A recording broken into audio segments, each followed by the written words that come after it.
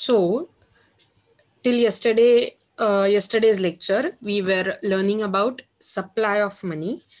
In our unit, money, prices, and inflation.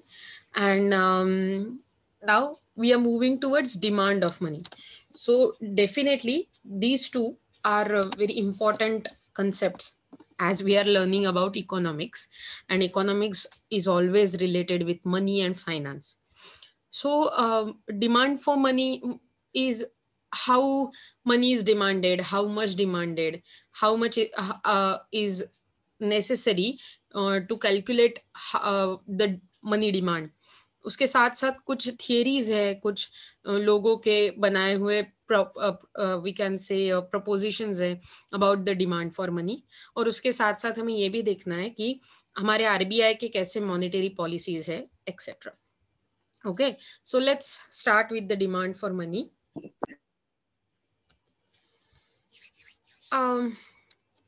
Yeah, demand for money is a function and it's a result of long process of theoretical development and empirical investigation. There is a need for analyzing the various factors influencing the demand for money. There is considerable disagreement among monetary economists over the issue. In this part of chapter, let us study the classical Keynesian and post-Keynesian views over the demand for money. So तुमच्या जर लक्षात आलं असेल तर आतापर्यंत आपण जे काही बघत आलो ते आपण 3 पार्टमध्ये बघितलं. Classical, Keynesian, post Keynesian. आणि आता पण आपण तसंच बघणार आहोत डिमांड फॉर मनीसाठी क्लासिकल इकॉनॉमिस्टचे काय व्ह्यू आहेत, केनेशियन इकॉनॉमिस्टचे काय व्ह्यू आहेत आणि पोस्ट केनेशियन इकॉनॉमिस्टचे काय व्ह्यू आहेत. Okay, so let's see the classical view. The classical view of demand for money has the origin in the writings of David Hume as early as 1752. So 1752 पासून ते demand for मनीवर काम करतात किंवा त्याही पूर्वीपासून डेव्हिड ह्यूम नावाच्या माणसाने हे आपल्याला त्याच्या एसेज मध्ये हे दिसून येतं. Irving Fisher provided the first systematic explanation of the money. पण त्यातल्या त्यात आयर्विंग फिशर हा जो इकॉनॉमिस्ट होता त्याने पहिल्यांदा सिस्टमॅटिक एक्सप्लेनेशन मनी डिमांडसाठी आपल्याला दिलं. The classical view is summed up in a famous quantity theory of money. So classical लोकांचा जो व्ह्यू आहे तो क्वांटिटी थिअरी ऑफ मनी नावाची जी थिअरी आपण पुढे शिकणार आहोत त्यात अतिशय योग्य प्रकारे समड अप केलेला आहे. As a money has no inherent utility, the only rational motive for holding cash balances is to facilitate transactions.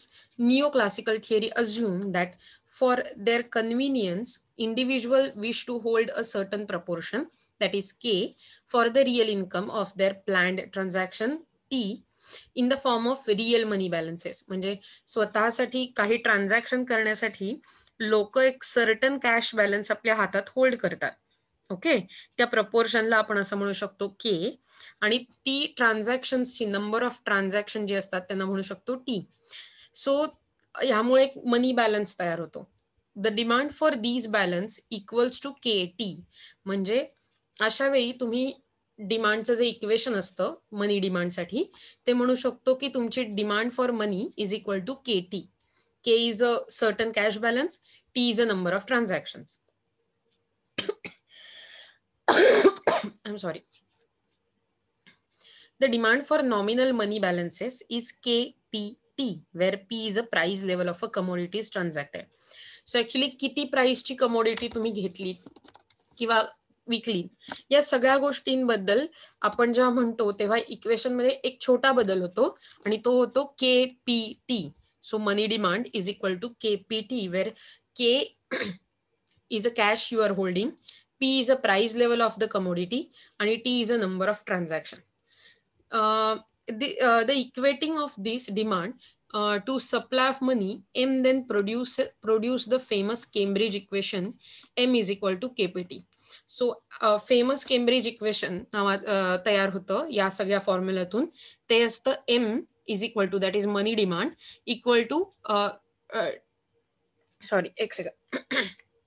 जर हे इक्वेशन बघितलं तर केम्ब्रिज इक्वेशन जे मनी सप्लायसाठी क्रिएट केलं गेलंय केपीटी तेच मनी डिमांडसाठी तयार होतं केपीटी ऑल्सो. म्हणजे मनी डिमांड आणि मनी सप्लाय यांची इक्वेशन इक्वल होतात. In the transaction version, associated primarily with the names of Newcomb and Fisher, the velocity of circulation, that is V, replace its reciprocal K to produce the equally famous equation of exchange, that is MV is equal to PT. जर आपण K म्हणजे holding cash असा विचार केला आणि त्याला V म्हणजे velocity of circulation जे आपण काल बघितली त्याने रिप्लेस केलं तर आपल्याला फेमस इक्वेशनला इक्वेट करता येतं MV is equal to PT. These equations were the parade grounds on which neoclassical economists then put a classical quantity theory of money through its paces. So अशा प्रकारे थोडक्यात क्लासिकल इकॉनॉमिस्टने मांडलेली equation कशी काय वापरली गेली त्याचा बघितलं गेलं. Okay. According to the classical economists, the demand for money varies with the level of transaction. The classical theory of demand for money can be more conveniently expressed through the Cambridge equation. So ही जी money demand आहे classical इकॉनॉमिस्टने बनवलेली ती आपल्याला Cambridge equation मधून खूप चांगल्या प्रकारे एक्सप्लेन करता येते जे इक्वेशन आहे M is equal to KY. Okay. ज्यात M is nominal money stock आहे म्हणजे मनी सप्लाय जर तुम्हाला आठवत असेल तर Y ही मनी व्हॅल्यू आहे नॅशनल इन्कमची. थोडक्यात तुमचं जे नॅशनल इन्कम आहे ते जर तुम्ही मॉनिटरी म्हणजे पैशात कन्व्हर्ट केलं तर त्याची जितकी व्हॅल्यू होईल ते Y. आणि K is a fraction of money income held in a cash balances. So K हा तुमच्या हातातला कॅश बॅलन्स किंवा लिक्विडिटी. ओके. सो तुम्ही जेव्हा कॅश बॅलन्सला तुमच्या ओव्हरऑल नॅशनल इन्कमच्या मनी व्हॅल्यूने मल्टिप्लाय करता तेव्हा तुम्हाला मनी सप्लाय मिळतो इकॉनॉमी मधला असं केम्ब्रिज इक्वेशन मधून कळतं. That is M money supply और money stock is equal to KY. In the classical model, K, the fraction of money income held in a cash balances, is determined by the institutional factors such as payment and transaction patterns and producers. म्हणजे K हा तुमच्या कशामुळे शोधता येतो तर K हे आपल्या institutional फॅक्टर्समुळे किती पेमेंट झालं किती कॅश ट्रान्झॅक्शन झाली याच्यावरून शोधता येतं. The demand for money tends to be large then less often wage and salary payments are received. So money demand नेहमी जास्त असते जितकं तुम्ही वेजेस सॅलरीज म्हणजे थोडक्यात तुमचं इन्कम जितकं असतं त्याच्यापेक्षा नेहमीच मनीसाठी असणारी डिमांड ही जास्त असते. नक्कीच आपल्याला जास्त पैसे नेहमीच हवे असतात. The demand will be lesser if most expenditures are made immediately after the receipt of income. So demand कमी होईल किंवा कमी असेल जर सगळे खर्च हे लगेचच इन्कम मिळाल्या केले तर तुमची डिमांड कमी असते किंवा कमी होईल.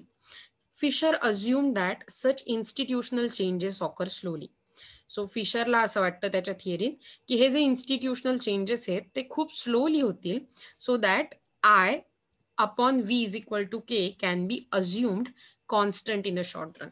म्हणजे तुमचं जे वेलॉसिटी ऑफ ट्रान्झॅक्शन आहे ती कॉन्स्टंट असेल असं त्याचं म्हणणं आहे छोट्या पिरियडमध्ये. Thus, the classical economist assumes that the demand for money is a stable function. It means the income velocity of money, that is Y upon M, is constant. So, income velocity of money आपण कशी calculate करतो? Y, that is आपण मगाशी बघितलं ते real income divided by M. Money stock is constant. So जर बघू शकता तुम्ही की आपण म्हणतोय V is equal to K असणार आहे आणि मगाशी आपलं इक्वेशन होतं M is equal to KY. बरोबर आहे ना. सो हा फक्त फॉर्म्युला उलटा सुलटा फिरवलाय बाकी त्यात काही एवढं मोठं टेन्शनची गोष्ट नाहीये. जर तुम्ही बघितलं तर आपल्याला मगाशी असं मिळालं formula M is equal to KY. बरोबर. सो काय झालं KY असं असल्यामुळे आपण असंही म्हटलं की लॉंग टर्म मध्ये K हा व्हीच्या इक्वल असणार आहे म्हणजे K will be equal to V. मग अशी जर बघितलं जसं तुम्हाला आठवत असेल तर. आणि म्हणून आपण असंही म्हणू शकतो M is equal to VY. बरोबर आहे ना. कारण मी फक्त K ला V ने रिप्लेस करते. सो मी असंही म्हणू शकते M is equal to VY. Okay. आता मी फक्त काय करणार आहे मला लक्षात घ्यायचंय की वेलॉसिटी इन्कम वेलॉसिटी किती आहे. सो इन्कम वेलॉसिटी म्हणजे Y हे जेव्हा मला घ्यायचं असतं तेव्हा मला काय करायला लागेल Y मी तसाच ठेवीन इक्वल टू साईडच्या फक्त व्ही आहे तो पलीकडे टाकीन एमच्या साईडला. सो एम तसाच्या तसा राहिला. व्ही इकडे मल्टिप्लिकेशन मध्ये होता, तो फक्त डिव्हिजन मध्ये जाईल. किंवा हा सॉरी, आपल्याला जस्ट अ मिनिट. ओके, मी चुकून तुम्हाला दुसरं लेटर दिलंय. हा, सो जेव्हा आपल्याला व्ही काढायचा आहे, इन्कम वेलॉसिटी, ओके, सो तेव्हा आपल्याला काय करायला लागेल, आपल्याला एम तसाच्या तसं ठेवायचा आहे मागच्या इक्वेशन प्रमाणे, आणि फक्त इथे जो वाय आहे ना, तो मल्टिप्लिकेशन मध्ये, तो आपल्याला फक्त घेऊन जाऊन इथे टाकायचा आहे. So that will be V is equal to M upon Y. हे तुम्हाला इथे दिसतंय. So just income velocity of money, that is y upon m, it's constant. This assumption implies that the income elasticity of demand for money is a unit. This can be proved in the following way.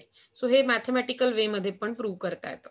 Okay, त्यासाठी आपण काय केलंय बघा, my is equal to delta m upon delta y divided by m upon y. Okay, NMY.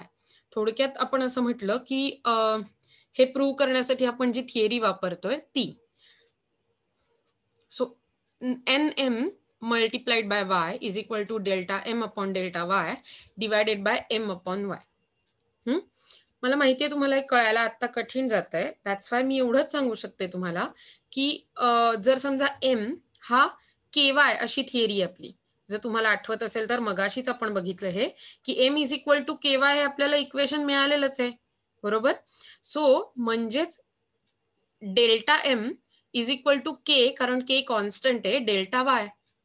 Okay, that's why आपण असं म्हणू शकतो की delta M upon delta Y is equal to K. थोडक्यात ही 3 वेगवेगळी इक्वेशन दाखवली आहेत तुम्हाला एकाच इक्वेशन मधनं फॉर्म होणारी. मी तुम्हाला परत एकदा दाखवते. ही आपली थिअरी होती, ज्या थिअरीमध्ये आपल्याला इक्वेशन मिळालं होतं, money stock is equal to cash balance holding in a hand, that is K, आणि वाय म्हणजे तुमची ट्रान्झॅक्शन जितकी झाली त्यातून झालेली value, money value. Okay, income सारखी. ओके, सो आता मी काय केलं, आता मला हे कळलं होतं के आणि व्ही, म्हणजे आपण मग असे हे बघितलं होतं, जर तुम्हाला आठवत असेल तर के इज इक्वल टू व्ही, बरोबर. आणि आपल्याला हेही कळलं होतं के इज इक्वल टू व्ही दाखवताना हे दोन्हीही कॉन्स्टंट असतात शॉर्ट टर्म मध्ये, म्हणजे ते चेंज होत नाहीत. याचाच अर्थ ते काही चेंज होणार नाहीत, कारण डेल्टा याचा अर्थ असतो चेंज. सो तो चेंज के मध्ये काहीच होणार नाही, त्यामुळे एम मध्ये जो चेंज झाला तसा चेंज के मध्ये काहीच होणार नाही. पण वाय कॉन्स्टंट नसतो आणि म्हणून वाय मध्ये पण तितकाच चेंज होईल जसा एम मध्ये होतोय. ओके, सो आपण हे इक्वेशन काढलं, के कॉन्स्टंट आहे त्यामुळे आपण काही नाही करू शकलो. आणि मग नंतर सिम्पली आपण मगाचीच प्रोसेस केली की आपल्याला के दाखवताना के इज इक्वल टू के तसाच्या तसा राहिला, आणि मग मी फक्त डेल्टा एम होतं, तर डेल्टा एम डिवायडेड बाय, कारण इथे डेल्टा वाय हे मल्टिप्लिकेशन मध्ये बरोबर ह्याच्या, त्यामुळे मी फक्त ते इकडे घेऊन डेल्टा वाय हे डिव्हिजन मध्ये घेतलं आता, कारण इक्वल टू साईडच्या गेल्यामुळे साइन्स बदलतात, बरोबर. आणि म्हणून N, okay, N M Y म्हणजे थोडक्यात चेंज झालाय जो एम वाय मध्ये, तो is equal to Y upon K M. Okay, is equal to Y upon K Y, कारण एमची जी व्हॅल्यू आहे ती आहे वाय के. आपण फक्त या के वाय ने ती चेक केली. ओके, इज इक्वल टू 1, आणि म्हणून आपण म्हणू शकतो M is equal to K Y. थोडक्यात हे इक्वेशन कसं प्रूव्ह होतं हे दाखवायचा प्रयत्न केला. मला माहितीये की हे इक्वेशन आता समजायला खूप कठीण आहे, ऑनलाईन शिकायला तर सगळ्यात जास्त कठीण आहे. पण त्याच्यासाठी मी तुम्हाला एवढी सूट देऊ शकते की आता तुम्ही हे लक्षात ठेवलं पाहिजे फक्त की क्वांटिटी थिअरी ऑफ मनी मध्ये जेव्हा आपण क्लासिकल व्ह्यू म्हणतोय तेव्हा क्लासिकल लोकांनी त्यांचं इक्वेशन कसं तयार केलं, M is equal to K Y. तुम्हाला फक्त हे लक्षात ठेवायचं आहे, M is equal to K Y. Okay okay, thus according to classical economists there is constant velocity or unitary income elasticity of money. Further, according to them, the demand for money is not influenced by the rate of interest of there is zero interest elasticity. त्यांचं असं म्हणणं होतं की demand for मनी जी आहे, मनी demand जी आहे ती interest रेटमुळे बिलकुल change होत नाही. म्हणजे इंटरेस्ट रेट त्याला बिलकुल इन्फ्लुएन्स करत नाही, एफेक्ट करत नाही. In the classical model, real output and employment are determined independently of the monetary factors. The classical economists also assumed that the economy has the tendency to reach the level of full employment. So classical लोकांच्या नेहमीच्या म्हणण्याप्रमाणे त्यांचं म्हणणं होतं की इकॉनॉमीमध्ये अशी tendency असते फुल employment लेव्हलला पोहोचण्याची. The monetary policy that is the change in the stock of money can change prices leaving employment and output unchanged. So monetary policy जी असेल ती monetary policy stock of money change करेल, पण employment आणि output मात्र बदलणार नाही. The classical theory of demand for money is criticized on the two grounds. ही जी थिअरी आहे ती दोन प्रकारे त्यांची काय म्हणू क्रिटिसिझम दाखवली जातात, चुका दाखवल्या जातात. Income velocity of demand for money is not constant. म्हणजे जे आपण म्हणत होतो के किंवा व्ही कॉन्स्टंट आहे, तर लोक म्हणायला लागले पुढचे केनेशियन ऑब्व्हियसली की इन्कम वेलॉसिटी ही कॉन्स्टंट नसते. आणि दुसरी गोष्ट म्हणजे the demand for money is responsive to the change of interest rate. म्हणजे मगाशी जसं म्हटलं की क्लासिकल लोकांचं असं म्हणणं होतं की जी इंटरेस्ट रेटचा काही संबंध नसतो मनी डिमांडशी, सो तसं नसून इंटरेस्ट रेटचा बिलकुल संबंध असतो असं म्हणणं होतं केनेशियन लोकांचं. आणि म्हणून केनेशियन लोकांनी त्यांची थिअरी आपल्यासमोर दिली. Again John Maynard Keynes was a student of Alfred Marshall. हाच अल्फ्रेड मार्शल, हेच अल्फ्रेड मार्शल आहेत ज्यांनी आपल्याला law of diminishing marginal utility, demand आणि सप्लाय हे सगळे लॉ शिकवले किंवा आपल्याला दिले, तेच आहेत. Prior to the publication of the general theory, his analysis of demand for money was quite similar to the Cambridge approach. According to the Keynes, people desire to hold money for three purposes. They are transaction demand, precautionary demand and speculative demand for money. So मला वाटतं आपण हे तिन्ही approaches खूप नीट प्रकारे शिकलोय गेल्या वेळच्या लेसन मध्ये. Okay, I mean last lesson मध्ये. सो तुम्हाला जर ते आठवत नसतील तर please go through them. Okay, मी फक्त याचा तर तुम्हाला बेसिक पुस्तकात जशी सांगितले त्या प्रकारे रिव्हिजन देण्याचा प्रयत्न करते. Okay, the primary function of money being medium of exchange, people demand money to carry the day to day transactions or settle their day to day trade and business affairs. So generally day to day ट्रान्झॅक्शनसाठी जे पैसे लागतात त्याला transaction demand for money म्हणतात. Okay, a person who gets his salary once in a month must keep enough cash with him to meet payments of everyday transaction. So जो salary पूर्ण एका महिन्याची ज्याला मिळते, आता विचार करा तुमच्या आईबाबांना पण सॅलरी मिळत असेल महिन्याभराची, तर ते पहिल्या दिवशी सगळी खर्च नाही करून टाकत, त्यांना सेव्ह करायला लागतं for throughout a month. Okay, for example a person travelling by local buses to attend his work, म्हणजे जो एक बसने ट्रॅव्हल करत असेल नेहमी, every day will have to set aside cash balances for the same purpose. So ticket काढण्यासाठी त्याला नेहमी कॅश बॅलन्स ठेवायला लागत असेल. Cash is required every day to meet the transactions as buying fresh vegetables, milk and fish. What is the true individuals in is also true business firms. जे एका माणसासाठी आहेत तेच एका फर्मसाठी पण लागू होतं. Generally there is a gap between business expenses and receipt. जे इन्कम मिळतं आणि जे एक्सपेन्सेस असतात त्यामध्ये गॅप दिसते. Business firms therefore have to maintain liquid money to finance day to day transaction. जर तुम्हाला आठवत असेल तर तुम्ही पेटी कॅश अकाउंट किंवा पेटी कॅश अकाउंटिंग असा वगैरे धडा अकाउंटिंगमध्ये शिकला होता. जे छोट्या छोट्या खर्चासाठी तुमच्या बिझनेसमध्ये कुठले पैसे साठवून ठेवले जातात याविषयी शिकवलं होतं. सो आणि त्याचं अकाउंटिंग कसं करायचं असतं त्याविषयी. पण तशाच प्रकारे कुठल्याही फर्मला, कुठल्याही माणसाला ते पैसे साठवून ठेवायला लागतात डे टू डे बिझनेसेससाठी. The amount of money required for this purpose might be expected to vary with the level of income. So ही जी अमाऊंट आपण बाजूला काढून ठेवतो ती इन्कम प्रमाणे बदलत जाते. Keynes argued that the demand to hold money for the transactions motive was determined by the level of income and institutional factors. So Keynesचं असं म्हणणं होतं ही जी मनी हातात ठेवण्याची डिमांड टू होल्ड मनी ही असते ती ट्रान्झॅक्शन मोटिव्ह असते आणि ती तुमची इन्कम किती आहे आणि ओव्हरऑल इन्स्टिट्यूशनल फॅक्टर्स कसे आहेत यावर अवलंबून असते. This arguments of Keynes is completely under Cambridge tradition, केम्ब्रिजच्या अप्रोच प्रमाणे. आणि म्हणूनच this transaction demand for money is function of MT is equal to function of income. That is, MT is a transaction demand for money, that is money T. MT is equal to function of income, कारण Y म्हणजे income असतं. Okay, so transaction डिमांडचं equation आपल्याला कळलं, MT is equal to function of Y और income. आता प्रिकॉशनरीचं कसं होतं की मगाशी म्हटलं जसं, Keynes calls the precautionary demand for money as like people's desire to hold money to meet such contingencies. Like कशा प्रकारच्या कंटिंजन्सीज असू शकतात, सिकनेस, ॲक्सिडेंट्स, याच्यासाठी जे आपण प्रिकॉशन म्हणून पैसे काढून ठेवतो ते वाले. सो आणि बिझनेस फर्म्स, इंडिव्हिज्युअल्स, कुठलेही लोक अशा प्रकारची प्रिकॉशनरी डिमांड फॉर मनी ठेवतात. आणि केन्सने असं आर्ग्यू केलं की precautionary demand for money is determined by the income institutional factor. म्हणजे सेम मगाशी जसं ट्रान्झॅक्शन डिमांडसाठी होतं तसंच प्रिकॉशनरी डिमांडसाठी आहे की precautionary demand for money is determined by income and the institutional factors, and that's why we can say MP is equal to function of income. Again, MP is a precautionary demand for money and Y is income. That's why MP is a function of Y. Assuming that individuals and firms behave in a similar manner, Keynes maintained the aggregate transaction demand, including precautionary demand, can be stated as below. MT is equal to function of Y.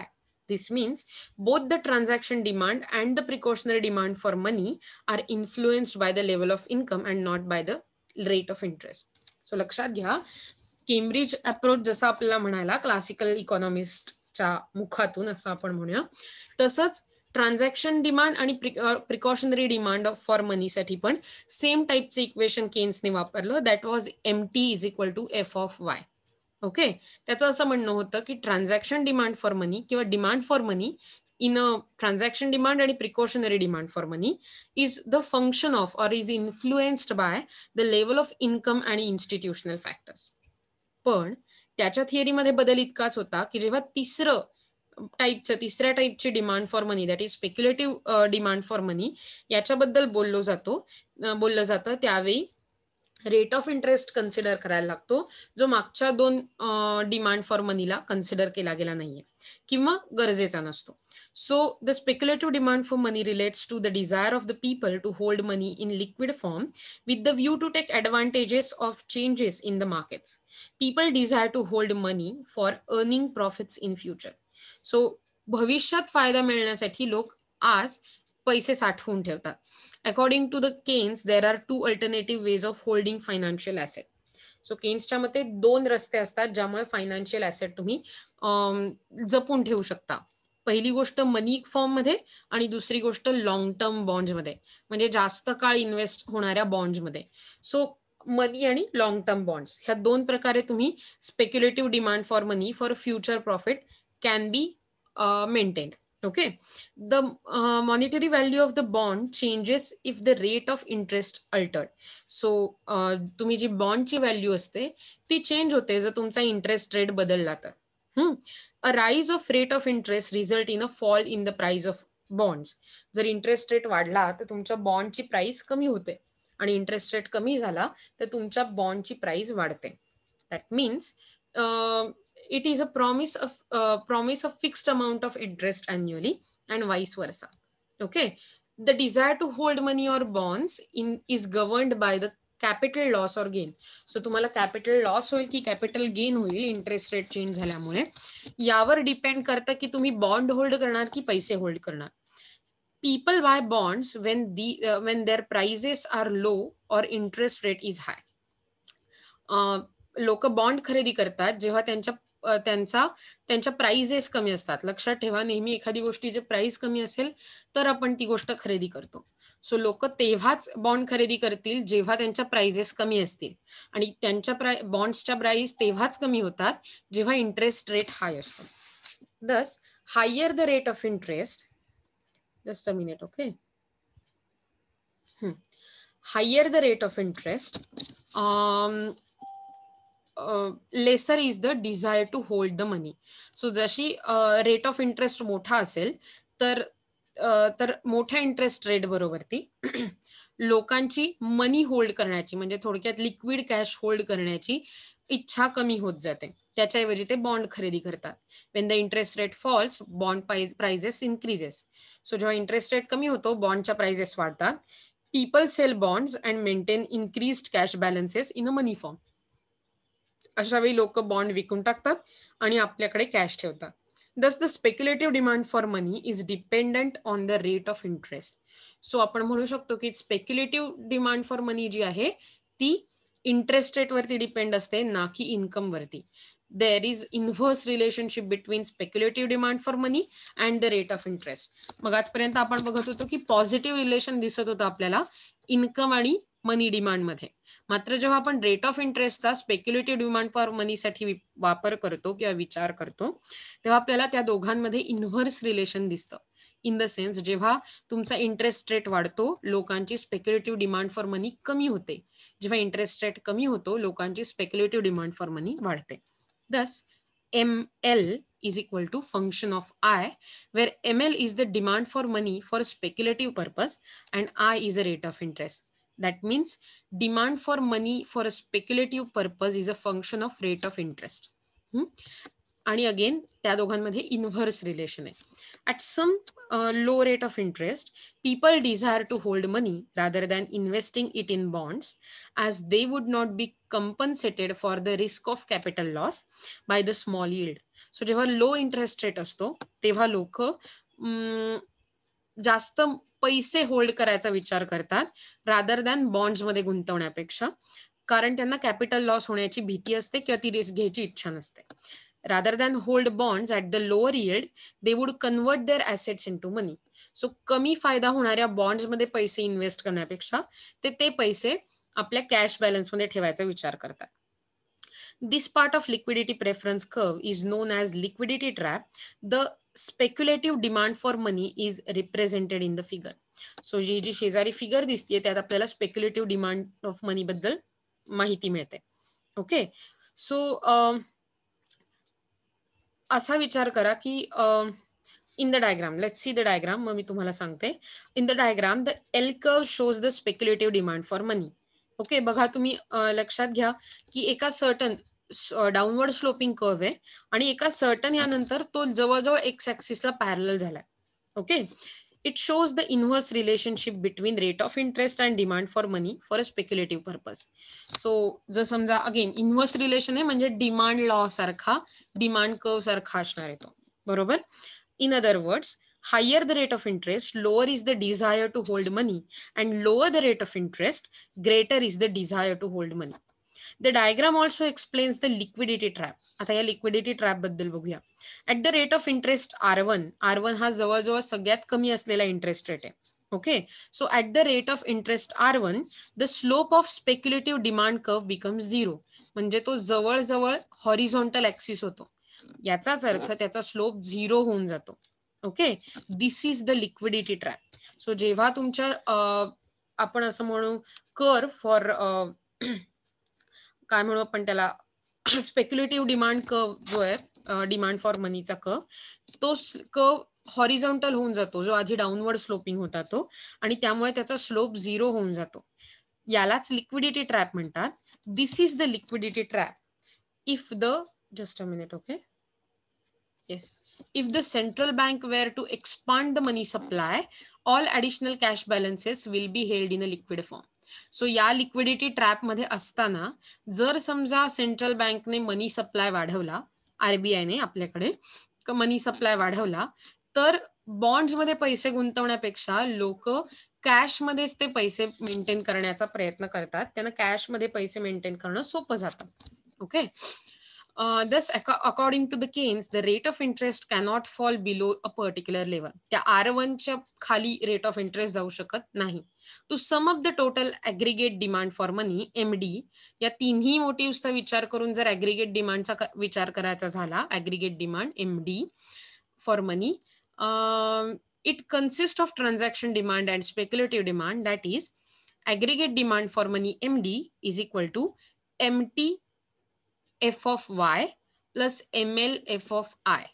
म्हणजे total मनी demand जर विचार केल्याचा झाला तर transaction motive आणि precautionary मोटिव्हचं जे function होतं MT is a function of income plus ML is a function of interest rate. Okay, या दोघांची टोटल केली जाईल. This Keynesian theory of demand for money is represented in the figure drawn below. So या ज्या figures आहेत त्या तुम्हाला दाखवू शकतात की जर समजा ट्रान्झॅक्शन डिमांड बघितली तर ती आपल्याला डायरेक्ट असं दिसू शकतं. It's a vertical demand. That is it is interest रेटशी काही फरक, इंटरेस्ट रेटशी त्याचा काहीही संबंध नसल्यामुळे इंटरेस्ट रेट कितीही बदलला तरी तुमचं ट्रान्झॅक्शन डिमांड काही बदलत नाही आणि त्यामुळे it's a vertical line, very inelastic curve. जर समजा स्पेक्युलेटिव्ह डिमांडच्या कर्व मध्ये मधल्या कर्व बद्दल विचार केलात तर ते खूप जास्त इलॅस्टिक असतं इंटरेस्ट रेट बरोबर आणि ते लिक्विडिटी ट्रॅप पण दाखवतं, राईट. आणि म्हणून टोटल डिमांड आपल्याला दिसते ती जी तुम्हाला जशी फिगर दिसते तसं. The transaction demand for the money is shown at a 4 levels of income where Y1 म्हणजे Y1 हे income is less than Y2 is less than Y3 is less than Y4. The transaction demand for money including the precautionary demand is influenced by the income and the demand is not affected by the rate of interest and the demand curve are vertical lines. The speculative demand for money on the contrary is influenced by the market rate of interest and the total demand for money at each level of income is shown in the last diagram. So आपण बघू शकतो की total demand ही आपल्याला शेवटच्या या diagram मध्ये दिसतेय. तुम्ही जर बघितलं तिसऱ्या डायग्राम मध्ये तर when the rate of interest reaches the liquidity trap level, the separate curves merge into one single curve. So y1, y2, y3, y4 हे जे चार वेगळे वेगळे कर्व होते ते एका सर्टन इंटरेस्ट रेटला जो R1 आपण बघितलेला होता त्या R1 ला मर्ज होऊन जातात, एकमेकात मिसळून जातात. Okay, these separate curves merge into one single curve and the floor below which the rate of interest cannot fall. आणि ह्याच्या खाली इंटरेस्ट रेट खाली पडू शकत नाही. So that was about the approach. Okay, आतापर्यंत आपण जे बघितलं या थ्रू आउट सगळ्या स्लाइड्स मध्ये ते आपण बघितलं की क्लासिकल व्ह्यू काय होता मनी डिमांड विषयी, केन्सची थिअरी काय होती, त्यात ट्रान्झॅक्शन डिमांड कशी होती, प्रिकॉशनरी डिमांड कशी होती आणि त्याच्याबरोबर स्पेक्युलेटिव्ह डिमांड कशी होती आणि त्याचे कर्व्स कसे होते. ओके, आता आपण ऍक्च्युली फ्रीडमनची क्वांटिटी थिअरी ऑफ मनी बघायला जाणार आहोत. ओके, सो ही फ्रीडमनची theory of demand for money असं म्हटलं जातं तिला. Following the publication of Keynes general theory of employment, interest and money in 1936, economist discarded the traditional quantity theory of money. जी अगदी जुनी क्वांटिटी थिअरी ऑफ मनी होती ती लोकांनी असं म्हटलं की ही बरोबर नाहीये आणि त्यामुळे in University of Chicago, the quantity theory continued to be the central and vigorous part of oral tradition throughout the 1930s to 1940s. पण युनिव्हर्सिटी ऑफ शिकागो मध्ये ह्या थिअरीचा वापर चालूच राहिला. At Chicago, Milton Friedman, Henry Simons, Lloyd Mints, Frank Knight and Jacob Viner thought and developed a more subtle and relevant version of the quantity theory of money in its theoretical form, in which the quantity theory was connected and integrated with the general price theory. So general price थिअरीशी connect करणारी theory quantity theory of money develop करण्याचा प्रयत्न या काळात ही Friedman, Simons, Mints, Knight आणि Viner यांनी करायचा प्रयत्न केला. The foremost exponent of Chicago version of the quantity theory of money who led to the so-called monetarist revolution is Professor Friedman. He in his essays The Quantity Theory of Money, a Restatement, published in 1956, set down a particular model of quantity theory of money. म्हणजे आता आपण जे शिकतोय ती फ्रीडमनने दिलेली quantity theory of मनी शिकतोय. Okay, आणि ही आता आपण खाली बघणार आहोत. तो फ्रीडमनची थिअरी काय होती? In his reformulation of the quantity theory, Friedman asserts that the quantity theory in a first instance is a theory of demand for money. ही एक मनी डिमांडची थिअरी आहे. It is not a theory of output, म्हणजे प्रोडक्शनची theory नाहीये, मनी इन्कमची theory नाहीये किंवा price लेवलची पण theory नाहीये. ही simply मनी डिमांडशी relate करणारी theory आहे. The demand for money on the part of ultimate wealth holders is formally identical with that of demand for the consumption services. So generally आपण जी wealth holders जे असतात ते कन्झम्पशनसाठी पैसे hold करतात. Okay, he regards the amount of real cash balances that is M/P as a commodity. So real cash बॅलन्सचं equation त्यांनी काय सांगितलं, M/P as a commodity which is demanded because it yields services to the person who holds it. Thus, money is asset or a capital good. Hence, the demand for money forms part of capital or wealth theory. आणि म्हणूनच ही जी theory आहे ही capital किंवा wealth थिअरीचा part होऊ शकते. So, for the wealth holders, the demand for money may be expected to function primarily for the following variables. In the sense, खाली सांगितलेली जी variables आहेत किंवा आपण जे बघणार आहोत व्हेरिएबल्स, त्याच्यासाठी ही डिमांड फॉर मनीची जी थिअरी आहे ती फंक्शन होऊ शकेल. पहिली गोष्ट, total wealth. The total wealth is the analogue of budget constraint. It is total that must be divided among various forms of assets. In practice, estimates the total wealth are seldom available. Instead, income may serve as an index of wealth. Thus, according to Friedman, income is surrogate of wealth. In the sense wealth काढणं खूप अशक्य असतं, कारण wealth ही खूप वेगवेगळ्या फॉर्ममध्ये असते. पण ते रिप्रेझेंट करण्यासाठी प्रॉक्झी व्हेरिएबल म्हणजे खोटं नाही म्हणतात, पण सबस्टिट्यूट व्हेरिएबल म्हणून इन्कमचा वापर करता येईल. The division of the wealth between human and non-human forms. The major source of wealth is the productive capacity of human being, which is a human wealth. So असा विचार करा की वेल्थचा आपण ह्युमन आणि नॉन ह्युमन फॉर्म मध्ये division करणं गरजेचं असतं. कारण वेल्थ अर्थात संपत्ती ही माणूस आणि नॉन माणूस असं म्हणावं का, की ज्याच्या लेबर आणि नॉन लेबर असं आपण म्हणू शकतो, अशा प्रकारात फाउंड करता येते. But the conversation of human wealth into conversion of human wealth into non human wealth or the reverse is subject to institutional concern. आपण याचं काही मॉनिटरी कन्व्हर्जन नाही करू शकत ह्युमन वेल्थचं किंवा नॉन ह्युमन वेल्थचं. This can be done by using current earnings to purchase non human wealth or by using non human wealth to finance the acquisition of skills. So लोक either way आपल्याकडचं आत्ताचं income वापरून non human wealth खरेदी करू शकतात, like estate, जमिनी, गाड्या, किंवा ह्या ज्या सगळ्या गोष्टी असतात त्यांचा वापर करून किंवा पैसे घेऊन वेगवेगळ्या प्रकारची स्किल्स अक्वायर करू शकतात. Thus the fraction of total wealth in the form of non human wealth is additional important variable. Friedman calls the ratio of non human to human wealth or the ratio of wealth to income as W. मला माहिती आहे मी तुम्हाला खूप जास्त भरपूर माहिती खूप जास्त कमी वेळात देते, पण लेट्स टॉक इट की ह्याचे छोटे छोटे MCQ तुम्हाला कसे काय लिहिता येतील.